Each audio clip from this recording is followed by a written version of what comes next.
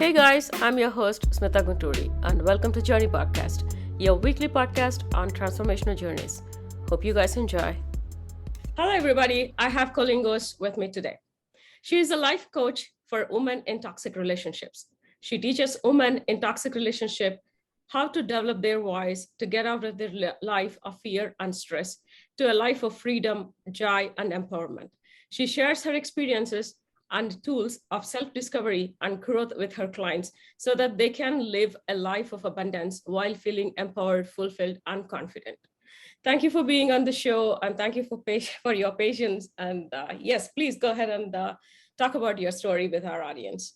Of course. Well, thank you very much for having me, Smitha. I really appreciate you giving me the opportunity to be on your podcast and to share my story. And hopefully my story will resonate with others who are in these situations and really want to know that there is hope at the end of the tunnel and they can get out of these situations and live a life that they truly deserve. So my story really starts from, it starts really when I was a child, not when in my childhood, and none of us have perfect childhoods, but in my childhood, I had loving parents, but deep down inside, I never felt worthy. And there were experiences in my childhood that led me to believe that I wasn't worthy. But I didn't realize it at the time that that's what I was feeling. And then those feelings of being unworthy and those feelings of feeling not confident and affecting my self-worth truly impacted the decisions I made when it came to romantic relationships. And when I look back and see the series of people and men that I had relationships with, they were not really the best suited for who I was, and they didn't really honor and serve the person that I am. So the biggest relationship that I've had thus far was my 20-year marriage to my first husband. And I was very young when I met him. I was in my 20s. At that time, I was in a relationship. I had been in a relationship with someone else, and I had gotten pregnant with my first daughter, and he ended up getting murdered. He was shot and killed. And my first husband was his best friend, and they worked together when that happened. So during the process of grieving and going through that whole process and also being pregnant at the time, my first husband was very supportive. He was a friend. He was this person that I could rely on. And a year after this situation that my boyfriend was murdered, after that happened, we became good friends, which evolved into a romantic relationship. And then we ended up getting married. And I really truly thought he was my person. He was my soulmate. And they were always red flags. And it's funny how when you're in love with somebody, you tend to ignore those red flags. And there were red flags about how things he said, how he treated me. And there were always that fundamental question of respect. And when I think about him, I think there was no respect, but I didn't realize it at the time. And that just evolved over time. And before I knew it, he started treating me very differently. And he had a very bad temper, which I never really saw before. And, before I knew it, I didn't feel like I had a personality anymore. I didn't have a voice. I was afraid to say and speak my truth. I was afraid to give my opinion because every time I did that, I was gaslighted. I was put down, told I was crazy, and then that evolved. Then after my first daughter was born, and the funny part is, in our relationship, deep down inside, he was a good person. He just had his own demons to deal with that he never dealt with. So he was kind enough to say, well, I love her. She's my daughter. So I'll adopt her. She adopted my first daughter at a very young age. And that's the only dad she's ever known. But so those things, were great. And they were awesome things for someone to do. They were selfless in that respect. But they were so much overshadowed by the rest of the experiences, the yelling, the screaming, the walking on eggshells, not knowing what I said or did or what the kids would say or did, because I had a second daughter shortly after. And, it was like, what do we do? So you never knew when something was going to happen, when the next fight was going to occur. And there was so much control. The control kind of came slowly. I guess I didn't even realize I was being controlled until it happened. I went, whoa, what do you mean I can't just go out and meet friends. What do you mean I can't, have dreams? After a while, I didn't have dreams because they weren't allowed. I couldn't be who I wanted to be. And the whole funny part about this whole situation was I was the breadwinner. My ex-husband didn't work. I think in the 20 years we were married, he may have worked maybe 6 years of that 20 full time. I mean, he worked sporadically. So it was really my responsibility to support everybody. And when he decided, I'll never forget, when he decided to quit his first job, I decided this is the only dream I ever had, was to go back to graduate school. I wanted to get a master's, and I waited until my girls were 6 or 7, so they were a little older, that he didn't have to really babysit them per se. They were old enough to take care of themselves, so to speak. So I decided to go back, and he would always pick a fight with me. Like I went to school on Tuesday nights, and that meant he had to pick the girls up from daycare. And that had to be done because I couldn't pick them up because I was in class. Every Monday night, or most of Monday nights, I would say, he would pick a fight with me, because then he would say, well, I'm not going to pick them up. So that was held over my head. So I don't know how many Tuesdays I would sit at my desk calling the daycare center. Did he pick them up? Are they picked up yet? And then I would, there were so many times when I would be driving to pick them up, and then I'd see him, going home. And be like, really, because in graduate school, you can't miss classes. It's very strict. So it was just so, on top of the stress of being in graduate school and working full time and supporting my girls, it was an added stress on top of that. And then he decided shortly after he was going to quit his job. He was not well. Things were wrong with him. So, and at that time I had a job that didn't pay very much. It wasn't enough to support our family, but it had to be because there was no other choice. So at that point I thought, I could quit my job, and I could find something else, or I could work 2 jobs if I needed to, or I could stick with my program as hard as it was. I could stick with my graduate program, finish it up, and find something better then. So I opted for that route. So I'm not sure how we did it, but we did it. We got through those 2 years financially and otherwise, and I graduated, and I was able to get a great job after that. But the funny part is, when I'm going through all of these experiences and I talk about these experiences, what enters my mind, and it didn't at the time, was like, why did I allow that to happen? And what I mean by that is, why didn't I kick him out? Why didn't I say, you know what, dude, if you're not working, you don't belong here. You need to leave. But I was so dependent on him in some respects, not in a healthy way. The codependency was very unhealthy. And I depended on him, and he depended on me. And we just, in this codependency, not unhealthy codependent relationship, which lasted for a long time. And I didn't realize it till much later. But I think a lot of women, a lot of us put ourselves into those codependent relationships and not realizing that that's what we're doing. So, fast forward, 20 years later, well, 10 years later, maybe at that point, and I finally had enough. I finally realized that I needed to make a change. My girls were, in high school, they were self-sufficient at that point. And I could also see the damage that being in such a toxic relationship also did to them as well. Here I was trying to be this role model, and I was not succeeding at all. I was totally a failure, because I'm showing them that this is the way a relationship should be like. And no, this is not a healthy relationship. This is a very toxic relationship. So I realized at that point I needed to make a change. Even though how hard it was, I needed to do something. So at that point I must have told him 2 or 3 times, I'm going to go through a divorce. I'm going to go through a divorce. And it was like crying wolf, because part of me was still in love with that person, that good person, which I never saw very often anymore, but I was still in love with him. And I didn't want to give that up. But and I wanted to keep our family together, which after a while I realized why we don't have a healthy relationship. Why would I want to do that? So it took me a couple of years to finally say, you know what, enough is enough.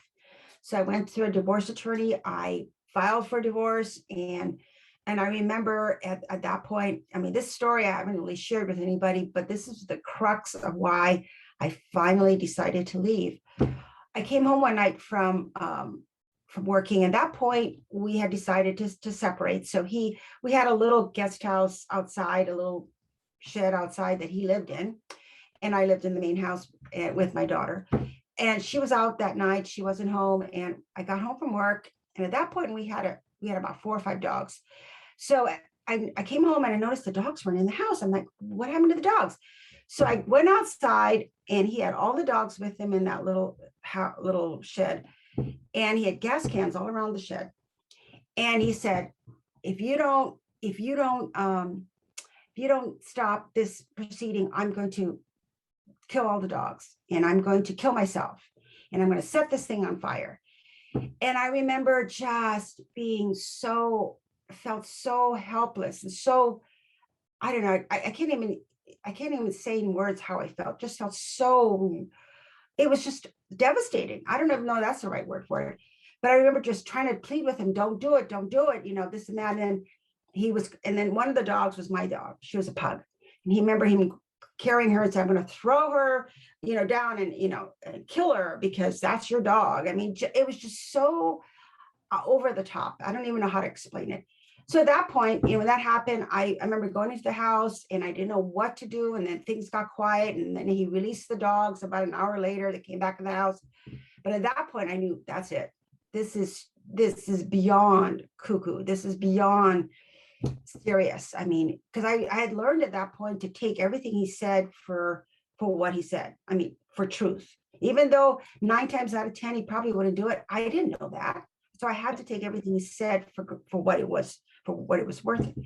So I remember the next morning, I called my attorney and I said, I need that restraining order now. And he said, okay. He goes, I'll go to the lawyer. I'll go to the court in the afternoon and get it for you. And he says, well, why do you need it so quickly now? And I explained the situation as to what had happened. And I remember his voice, he just kind of stopped and paused and he said, oh my God. He goes, I'll go right and get it right now. He goes, I'm going to court right now and getting you that restraining order. And that was it. My ex-husband left the house and that was that. But it took, and that's when I think about it, it took that in an extreme of a situation for me to say, you know what, enough is enough. You are beyond anything. I'm done, And then I find out later that those cans had no gas in them. It was all a bluff. But you know what? I didn't know that. I had to take his word for what it was, because instead of assuming that it wasn't true, because you just never know, So after that, I mean, we've been divorced for a long time, over 20 years now. And, initially it was very toxic. He still wanted a relationship. And I said, no, we don't need one. Our girls are grown. There's no need for us to be in contact. So it took a while. It took about 5 or 6 years for them to just kind of, for the dust to settle. And then, now my girls are in their 30s and they have a relationship with him, which I'm glad for. But it's, they're adults and they've truly have learned how to have those healthy boundaries with him. There are times when I don't think he likes those boundaries, but they make sure they put them in place. And they say, if you want to have a relationship with us, this is what the boundaries are. So he's learned in some respects to have those boundaries with them and hopefully with others. But, it took an extreme situation for me to finally say, you know what, I'm done. I'm truly done. And then it took me 10 years after that to truly heal myself, because I had to do a lot of self-exploration. I wasn't ready or interested to be in any kind of relationship with anybody, let alone, I needed time for me to truly understand what made me tick. Why did I allow that to happen? What are some of those value systems that I have in place that may be good value systems? I think we all have value systems, but what value systems were a little skewed that made me think that I needed to stay in that relationship? Because I used to always tell my girls, we need to stay as a family, we need to stay together. And then I realized, why? This is not a family. This is not a healthy family. We don't need to stay in relationships that are not healthy, regardless of who's in those relationships. So it took me a long time to realize that. It took me a long time to realize who I was and accepting me and loving me, because for a long time I didn't love me. And it was really obvious as to how I was treated and allowed myself to be treated. So over time, I realized, who I was, that I deserved to be loved. I deserve to be treated in a kind and respectful way as to how I treat others. And that led me to my discovery, I guess you could say, my calling more than anything, to be a life coach. So I was in a corporate career for 25 years. And as I mentioned during my story, that career helped me take care of my family. It helped me get through those hardships, if you will. But I realized, that it wasn't, my job didn't speak to my heart. I wasn't really living to my passions and my strengths. And I really wanted to help others, but I just didn't know how. And life coaching really came to me as a calling. And the more I looked into it, the more I realized that that's really what I want to do. I want to work with women who are in toxic relationships of any kind. And they can be with friends, parents, children.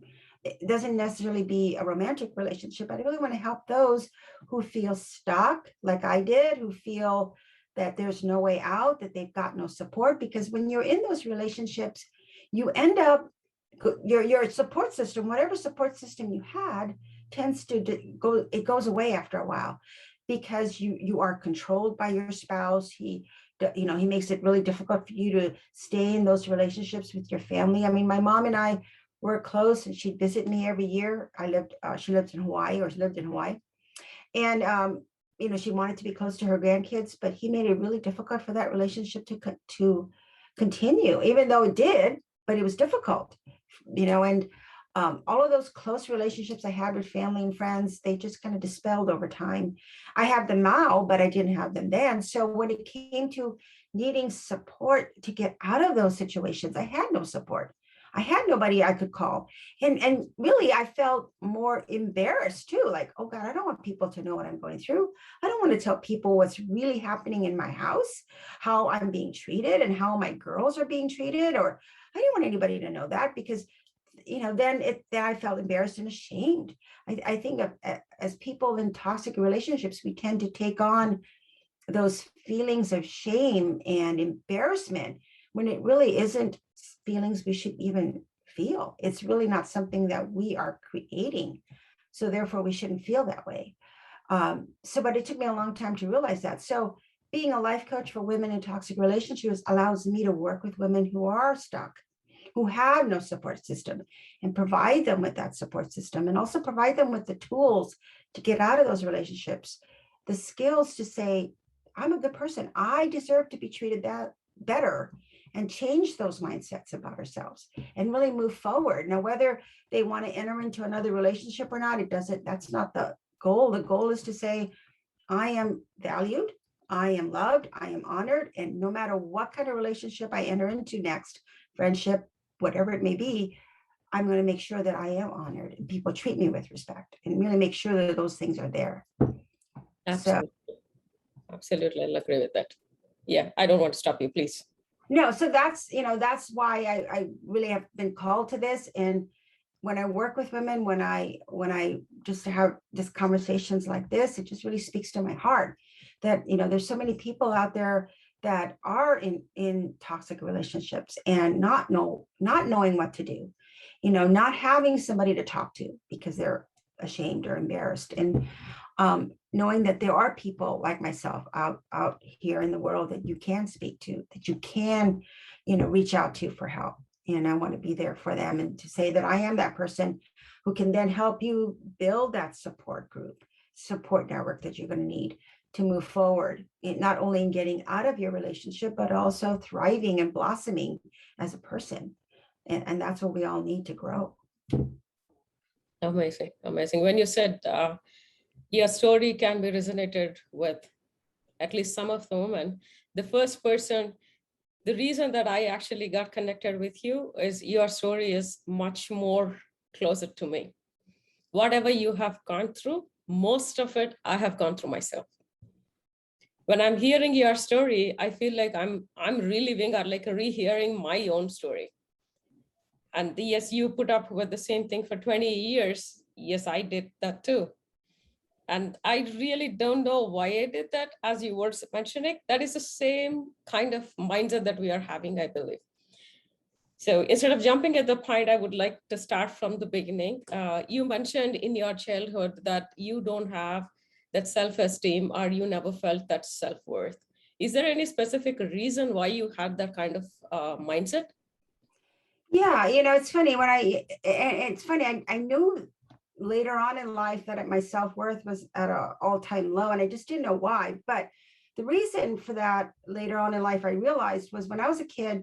I had a sister, an older sister, and my older sister was she still has health, not health, weight issues. She's had weight problems all her life, stemming from emotional eating, which she's got her own issues to deal with as well. But when we were kids, and my sister, instead of my parents trying to teach us healthy eating habits, and I think in those days people didn't think about healthy eating habits like we do today.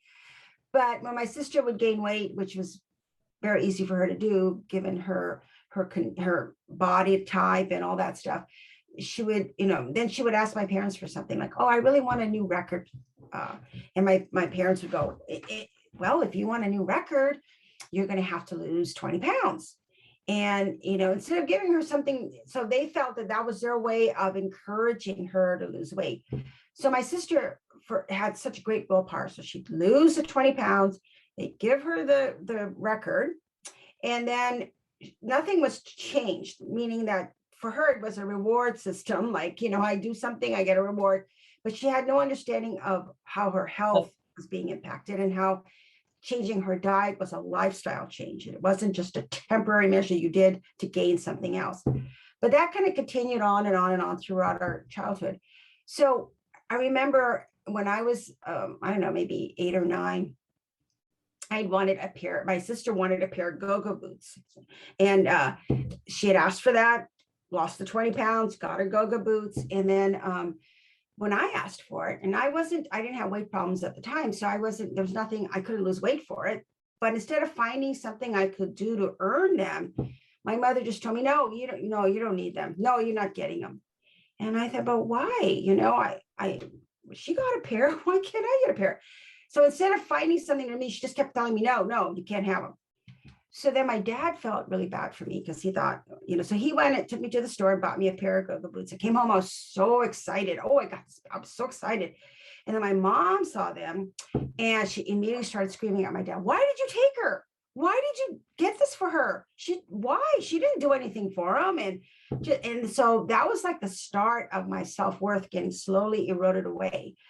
So I was never given the opportunity in those situations. And even it's funny, because later on in life, I realized a lot of my family and friends had seen that too, like how my sister was treated, given things much more than I was. And I think my parents didn't look at it that way. They looked at it as, well, we need to encourage her to lose weight, so we'll give her stuff. But they never made it so that I could gain things too. So for the longest time, I wanted things, I just never got them, because and then I think I'm trying to, as an adult, I try to, I don't know, rationalize, but I try to think about what my mom was going through, because my mom and I later in life were very close. I mean, she was my best friend. And before she passed at 91, I took care of her for 6 years while she had dementia and other issues.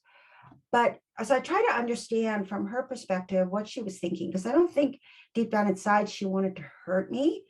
I don't think that was her intent, but I think her intent was to be there for my sister. She knew my sister had mental health issues. And in those days, people didn't give them, not labels necessarily, but they didn't diagnose you unless you really had something really egregious. But so she had issues. She's probably on the autism spectrum, I believe. But, so instead of dealing with those issues, my mother just kind of, gave her stuff like, "Oh, let's make her earn this. Let's have her do this." So treat her like, protect her. My mother tried to protect her as much as possible. So if I remember instances where, just little stuff like, sweeping the floor, like my sister had a really difficult time figuring out. And I think part of it was that she just didn't want to do it. So she wouldn't sweep. So I get up there, "Oh, I can do that." My mom would, "No, you can't do it. She's got it, So all of those issues, whether they were intentional or not, just led to me as a kid to feel unworthy.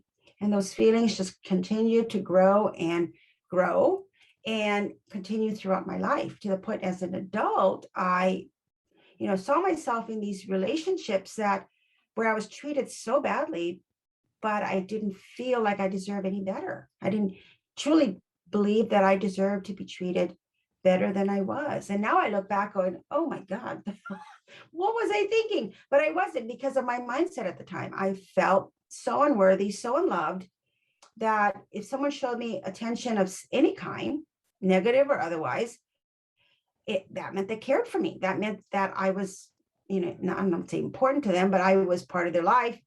They were showing me attention. Now, negative attention, as we all know, is same in our minds, are the same as positive attention. It's attention. So that's what I looked at. It was attention. So I put myself in those positions, and it didn't really resonate with me until later in life, when I went through that healing process that I talked about earlier, that I realized my self-worth, I was eroded as a child. And because of that, I just kind of continued into adulthood. And until I recognized it for what it was and worked on it, that I was able to build my self-worth again. Why do you think people ignore red flags? I think people ignore red flags because they really want the relationship to work. They try to rationalize the red flags away. And I think to myself, that's what I did. It's almost like having, I don't know how to put this in a way, an unhealthy way of loving someone. And what I mean by that is, in my mind, I loved my husband, my first husband, even though during our relationship prior to getting married, I saw these red flags. I mean, things he said, things he did, they were controlling. I mean, they truly were his way of controlling me. But at the time, they weren't as overt as they were later, but they were there. Those signs were there. And I ignored them because I loved him. I really think he's a great guy. So I just rationalized all of those red flags away, that because I loved him, it really wasn't what I thought it was. And then later, a year or two later, after we were married, I realized, boy, I wish I'd listened to those red flags, because now they are coming to fruition. These are not just red flags. These are reality. This is what he's like, his way of hiding anger. Like, I remember there was many times when something would be said early in our relationship, somebody would say something, or not necessarily me, but somebody would say something, and I know it triggered something in him. I could tell by his eyes. I could tell it angered him, but he had such a great way of hiding it. Either he'd walk away, or he'd laugh, or he'd do something that would hide that anger. And at first I thought, oh, maybe that's just his way of controlling it. Maybe that's a good thing. And I realized later it was just, that was a big red flag for me to realize he had a temper. But it was just, he didn't want to show that to me because he didn't want to scare me away. So, and then when we got married, and a year later, boy, did I see those. That same incident would happen. Now, he may not blow up at that person at that time, because they're like, but he'll blow up at me, like the person would leave, and I get all the wrath from what happened, even though I didn't control the situation. I didn't say anything. It was this other person who said something, but because he had to blame somebody, he had to take his anger out on somebody. So I was the scapegoat all the time. But I didn't see that until a year after we were married. And then before you know it, that became my life. I mean, we'd be in the store. We'd be in the store, and just something small would happen. Like, I don't know, some can would drop, or we'd buy the wrong thing, or I'd pick up the wrong thing. And most people would be like, oh, big deal, just put it back or whatever. He would sit there and yell at me, like, what did you do? And it would be so embarrassing, because I'd be in the store and I felt like I was 2 years old being scolded for something I've done, and I remember sitting there just speechless most of the time. And then I'd see people looking back at us like, and I feel so embarrassed. I feel like I really wanted just to run and hide. And it's funny because fast tracking till today, and I'm married. I have a wonderful husband. I don't think I would have found him if I hadn't helped heal who I was and understood what a healthy relationship was. And I remember when we first got together, and something like that would happen where, same kind of instant, can would fall or something would break, and he would be so calm about it. Oh, okay, we'll just clean it up, no big deal. He wouldn't even react. It would be like, who cares? But my first reaction, because I was so conditioned to reacting being ready to be yelled at, being ready to be ostracized, that I could feel myself just kind of cringing, and then I realized, wait a minute, he's not yelling. He's not doing anything. He's not saying anything. What's going on? Then I realized that's the way people behave. That's what healthy relationships are like. People don't yell at you for little things because those are just accidents. But it took me a long time not to cringe because I was so conditioned to reacting that way when things went wrong. But now I know that, now I fully understand what a healthy relationship looks like. You also mentioned that you were breadwinner, but you were still having him in your house and you were treating him well, or like, yeah, you are providing for him as well. I did that too. But I wanted to hear from your perspective as a coach as well. Why do people choose to do that when they are the persons who are breadwinners? They can live by themselves. They know what to do. They are even like out in the society to work on for themselves, taking care of entire thing. But we still stick with the same person. Sometimes you might say like, yes, this is still like, yeah, we want the family to work, or like, yeah, I'm still in love with that person. But having all these red flags, having everything around, that's not just the case. So why do you think from your side? That's a great question. And I remember asking myself that question all the time after we were divorced. It's like, why did I stay? And I think part of it was I felt I have this strong maternal instinct, and not necessarily because I'm trying to be his mother, but I have a strong maternal instinct to care for people. And I'm very much a caretaker. That's really who I am deep down inside. I want to take care of people. I want to make sure that they're taken care of, that they're happy, that I for some reason looked at that as being my responsibility for his happiness or anybody else's happiness. By the end of the day, I am not in control of everybody's happiness. They are in control of their own happiness, their own lives. But it took me a long time to realize that. So I enabled him to be the way he was because I took care of him. I felt that I needed to be there for him because I loved him. And I later on realized that the feelings I had for him, yes, in a skewed way, maybe it was love, but it wasn't really the love that I think is a healthy love. When you have a healthy love, you are selfless. And I think for a lot of times I was very selfless, but also I was, I enabled his behavior. I accepted his behavior. And I thought, because I love you, I will accept your behavior. Well, that wasn't. And then the mere fact that there are many times now looking back in, I think, why did I not force him to work? Why didn't I not push him to work? Why did I just give him an ultimatum like a lot of people do? Well, if you're not going to get a job, then you need to leave. But I didn't. I just kind of put blinders on and I just went to work every day and I took care of my family and I didn't put those questions to him. And there are many times, I have to admit, I remember sitting down in my car one day. I'll always remember this. It was a rainy morning. And I remember going out to my car and I was going to go to work. And at that point, we had this old chunky car because I couldn't afford anything else at the time. I remember getting in, I couldn't start the car and I was like frustrated. And at the same time, I didn't want to leave him home with my girls. Not that he would really abuse them or anything. I just didn't want them to be around him anymore because he was so toxic. But I didn't have anybody else to care for them. And I think part of that maybe was the reason I let him stay. I needed a babysitter, which is really sad to say, but he was their dad. It should have just been a no-brainer, but he wasn't a good dad at the time. So I felt guilty for keeping the girls with him. But at the same time, I knew I had to go to work to support us. So it was a catch-22. And then I went in my car and my car wouldn't start. And I remember just bawling. I just fell apart at that point. It was like a year's worth of stress and anger just came out of me at that point because I just felt so stuck and so alone.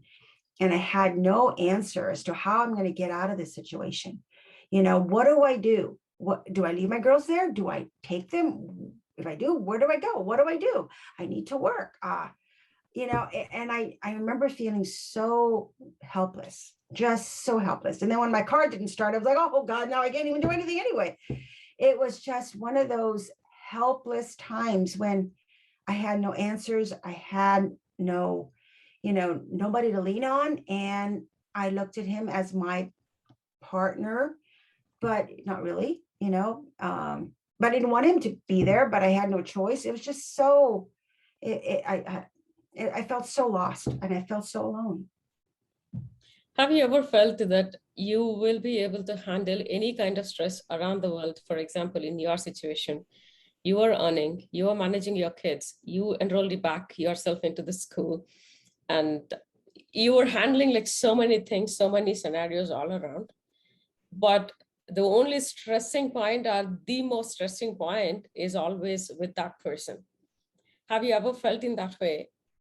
And why do you think like that is the most stressing point? It is, because you're right about the fact, because a lot of us women, have a lot of balls in the air, job, children, whatever the case may be, family. Um, and for some reason I could manage those balls. I had a schedule, and this might sound crazy, but when I was in grad school, I had a schedule. As long as I could keep to a schedule, and what I mean by that is I could plan stuff out, because I'm really a planner. I put stuff together. As long as I can live in that plan, as hectic as it can get, I've got a plan. I can do this. But when you've got a volatile partner who you have no idea when things are going to go crazy, when they're going to go awry, you have no idea. You could say one word and boom, your whole afternoon's gone because he's ranting and raving, and and you depended on this person to do something for you, and they're gone. Like I don't, there was so many times in our relationship where he would do that. He would be so controlling that I don't even know what I said. I'd say something, or maybe it was just his way of getting out of it, really. Like if he had to watch the girls because I had to go meet with my class or something, he would make up a reason why he couldn't do it, or he'd fight. Okay, I'm leaving, and he'd go, and I'd be like, oh, okay, now what do I do? So I'd end up either bringing my girls with me, or I'd end up not going. But there were so many times that I couldn't control that part of my life. Everything else I had some control over, or if things went awry, I'd figure out a way to make it work. But with my relationship with him, I couldn't. There's nothing I could do. There's so many times when things would just go awry, and I don't even know. Like I used to sit back going, what just happened? What happened? 1 minute we're okay, the next minute he's gone. I'm like, what happened? And it was just his way of getting out of stuff, or his way of just really controlling and hurting me, because he knew that I was relying on him to do something.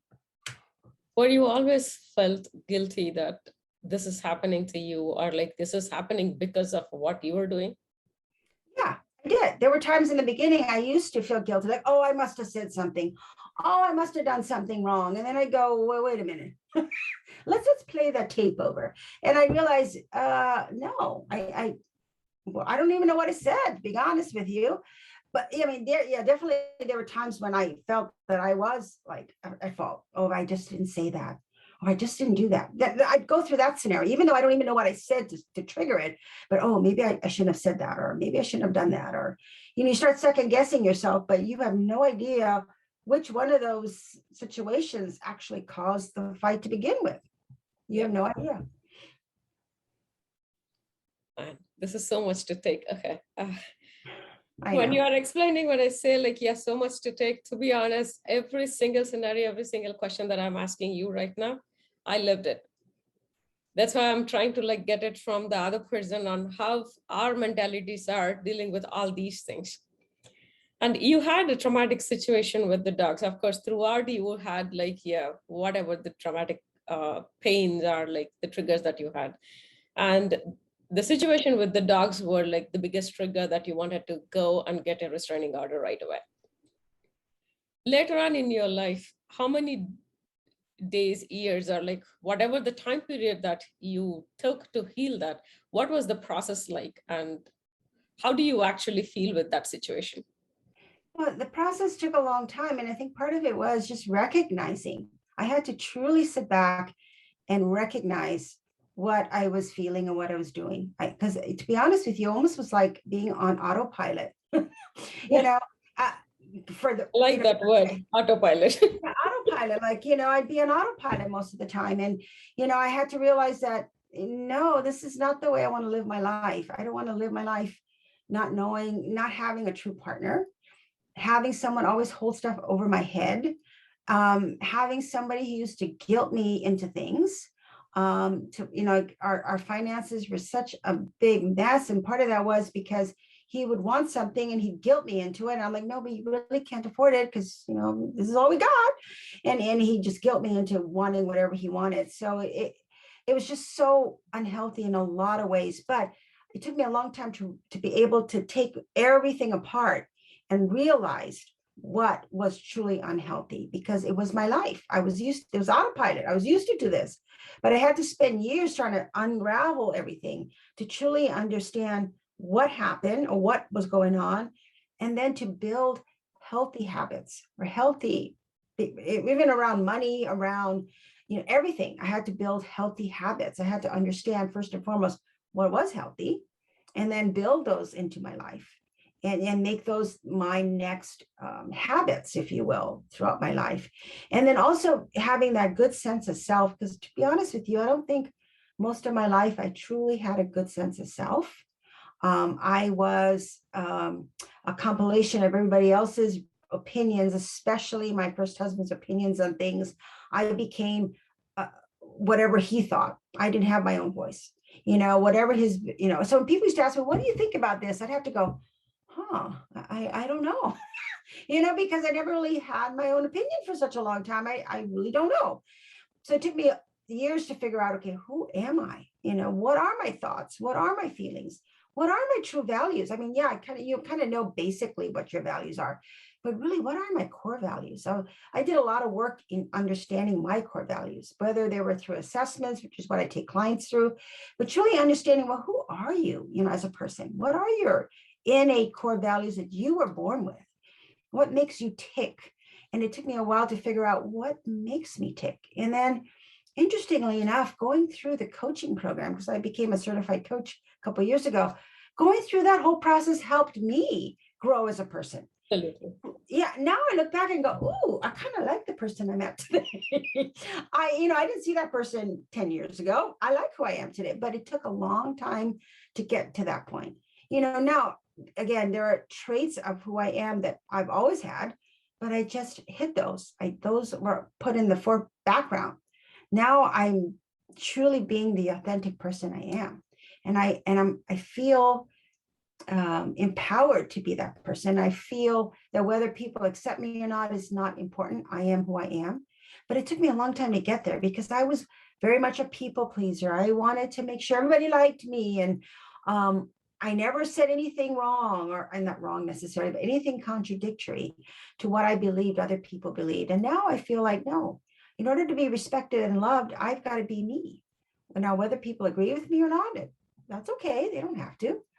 But it's okay to be different. It's okay to have different opinions, but that's who I am. And I think people, at the end of the day, want to be the authentic person they are and be accepted or not accepted, if that's the case, but at least it's who I am. When you say your core values, what are your core values now with the person that you have become? Yeah, it's funny. My core values, and there's an assessment that I do that I'm now a certified practitioner, and it's called the Taylor Protocol's Core Values Index. And it's one of the only assessments, personality assessments, if you will, that you can take that truly measures your core values from the time you were born till now. So if you were to take this assessment when you're 10 and take it again when you're 50, you'd have essentially the same response because it's who you are innately. So for me, when I took the test, they've got 4 major categories. It's called innovator, merchant, builder, and banker. And each of those have their own personality traits. I'm a merchant banker. And my merchant means basically that I thrive on building relationships. I love other people. I love community, building a sense of community. I need people interaction all the time. And then I've got my banker side, which is someone who's very detail oriented, somebody who likes facts and figures, not necessarily figures, but facts, and makes decisions based on data. So when I look at both of my traits or my innate core values, I realize that my job that I had for 25 years, I used my banker personality traits to really do that job. So that's a job that requires you to read contracts, be very detail oriented, be able to negotiate pricing. Now, I did it. I wouldn't say I was great at it, but I did it pretty well. I was able to make a good living at it, but I relied solely on my secondary set of values to do that job versus relying on my primary value, which is merchant. And when I look at my scoring, I scored very, very high as a merchant. And that's those are the values that I never really put into place, like meaning I never really had a lot of relationship building in my job. I never really spent a lot of time interacting with people, and then the helping and building community. I never really did that. So now my life coaching allows me to utilize those skills at the forefront. So now I realize that's why I love what I do, because I'm using those core innate value, being a merchant, all the time, every day. That's what I'm using, more so than my banker. My banker comes into play when I'm building my business, but I'm spending 90% of my time with people, and that's really what I thrive on. So understanding what your core values are, really understand what you should be doing with your life and what makes you happy, what makes you tick, what could you do that you love doing, kind of helps you develop that roadmap to where you need to go. Well, I would just love to say that, you're not alone. If any of you are struggling, or any of you resonated with any part of my story, and you feel that you're alone, you're not. There are those out there. We're here for you, where we understand. But Smitha and I understand your pain and your struggle, and know that you don't need to go through this alone, or you don't even need to be in this relationship. There's so much more out there for you if you just allow yourself to breathe, allow yourself to find someone and something that can help you get out of that life, and that you were not meant to struggle. You were meant to be free. You were meant to be the person to live your life potential. I truly believe that we're all put on this earth with a purpose, and we're all there to find that purpose and find our passions and live the best life possible. Okay, thank you for tuning in, and you can find me on all the socials at Smitha Gunturi and the show notes for any resources mentioned. See you next week. Take care.